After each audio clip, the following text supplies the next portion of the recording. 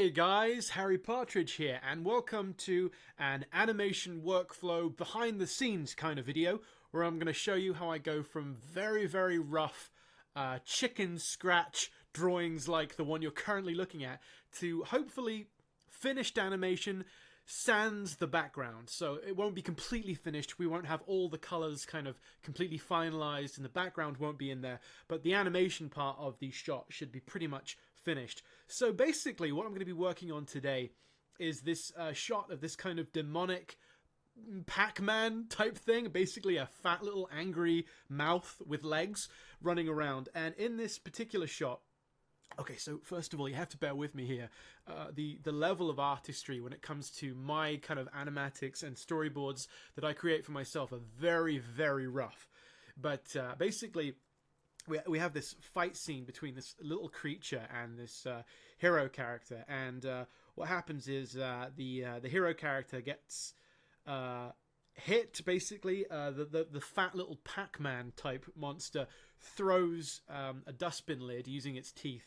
It throws the dustbin lid, hitting the hero, causing the hero to drop their weapon, and he reaches for it as the monster leaps at him, and he kicks the monster away. In the next shot, this is really rough here, okay? This looks like I drew it while I was drunk. But in the next shot, we have a close-up of the hero struggling to reach his weapon, and he kind of quickly pulls it away. It's like a pullback shot, and the weapon itself, it's like a truncheon, like a nightstick type thing that converts into a slingshot. So basically, I know it looks like a truncheon here. He's going to have this like flick effect, and it quickly converts into a slingshot.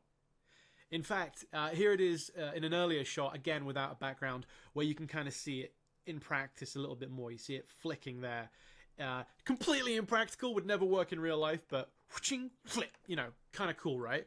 Kind of a cool fantasy weapon. Anyway, back on the shot we're actually working on. So he converts his truncheon into a weapon, and he fires it in the mouth of this, fires something into the mouth of this creature. We're probably going to need to put in another shot to show what it is he's shooting, but it's something that the creature is very allergic to. So basically we have another pullback shot, and this is the one I'm going to be working on today, where the creature is running towards him, and as we pull back, you see something fire into the creature's mouth just as it opens its jaws, like it's going to kind of pounce on him with its mouth, basically. And then gulp, it swallows the thing. It's going to struggle and kind of quiver and shake like it swallowed something really poisonous or really disgusting. And then it goes blah! And if my screen catches up with me here, what's going on here? It's supposed to go blah, but it didn't go blah. So, okay, something like that. Anyway, got to work on that timing, I think. So yeah, he kind of shudders and gulps whatever was fired into his mouth, and then explodes in this angry, angry scream where you see his teeth are all gummed up with the thing that was fired into his mouth. It's actually just going to be bubblegum or toffee. I'll have to explain why it's allergic to bubblegum or toffee later on. But we're going to have all this like crazy acid, gassy smoke coming out of its mouth, basically like it's been poisoned with the worst possible substance you can imagine. So what I'm going to do now is I'm going to take these couple of frames of him running towards us, getting the thing fired in his mouth, gulping it down, shaking, and then screaming out. I'm going to take those very rough drawings I've done here, I'm going to clean them up and turn them into like nice finished looking key drawings, and then I can kind of animate and shade it and color it, and hopefully we'll have a finished shot. Okay, so we have our finished keyframes or key drawings. They're not very clean, they're still quite rough and scruffy, but we're going to go and clean them up now in Toon Boom, so they're about as clean as we need. I did go and introduce a couple more drawings, a few more poses to help kind of figure out the motion of the animation, but I'm still going to work in, like, for example, when he goes down here, I just put those little wobbly lines in there to remind me that he's going to be sort of shaking and quivering as he's starting to realize he's eaten something bad. And then at the end here, actually, I'll just put in some wobbly lines there too. He's kind of going to be wobbling and quivering as he's screaming. In fact, I'll make sure to include the smoke there so I remember to do that, probably on a separate layer, but still. You can see our original drawings. I don't have all of them. I deleted a few, but they're even rougher. And this is just clean enough to kind of guide me during the cleanup stage. If you're wondering, the answer is no. I did not keep the amount of teeth consistent from shot to shot or even frame to frame. He has wildly different numbers of teeth.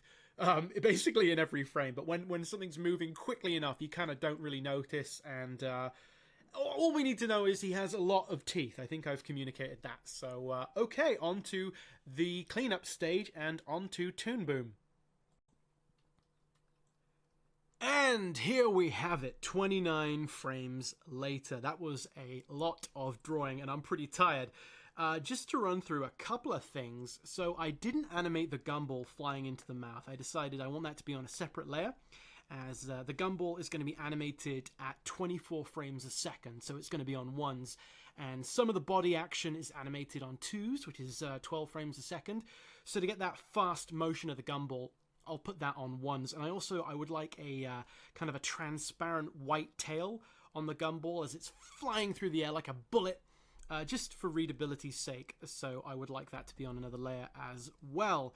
Also, when he kind of crunches down here, like he's charging up with energy, ready to pop up, what I'm going to do is actually shift some of these frames around. So I'm going to take these last two, these really close to here, and reverse them.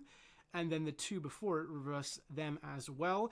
And it kind of will create a like he's sort of like that, like he's sort of shaking with energy. It's called a stagger when you do that. You animate it kind of straight ahead, and then you reorder the frames slightly to create kind of a shaking or staggering effect. So finally, when he pops up here at the end, I don't really like his silhouette there. I wish I'd flipped my canvas and sort of thought about it a little bit more. It feels like he changes mass from being really fat to being too small and too thin. Also, this leg here is a bit too thin, so I'm going to tweak that, I think, before I color it. But the scream at the end is just 3 frames on a loop, just kind of, you know, like he's kind of shaking as he screams. So we're not done yet. I'm going to fix the leg, like I said, and then we have to create a couple of extra layers. A color separation layer, because I want his belly to be a different color of red to the rest of him. A shading layer, and then a drop shadow layer. So we've got to create 3 more layers and do an extra 29 frames on each of those. So almost another 90 frames we have to create just for this action. And then we get the fun of coloring it all in. So I better get to that now.